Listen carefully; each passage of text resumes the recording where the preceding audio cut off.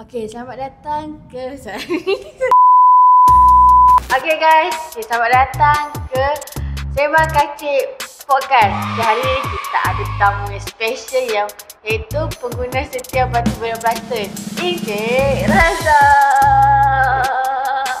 Ya betul. Sebab kebanyakan yang saya pakai batu City Stone ni saya buat dekat untuk rumah lah. Kejap, soalan pertama, batu ada bercakap balik tak? Tak pernah lah pula. Menarik.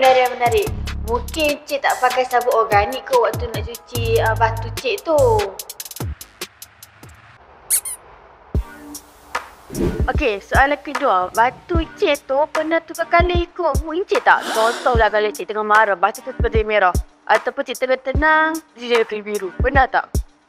Setakat ni belum pernah lah. Kecuali waktu saya tengah goreng nasi goreng tu, batu tu dia tak meletup. Tu dia. Kita ada feature baru iaitu batu tak meletup. Tapi kan muka cik ni macam familiar. Betul ke tu? Bukan macam untuk pasang-pasang batu kami ke? Bukan ke?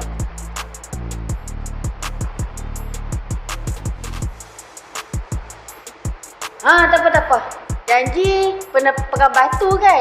Pegang batu tak apa. Jadi semua orang terima kasih ya yang datang. Terima kasih.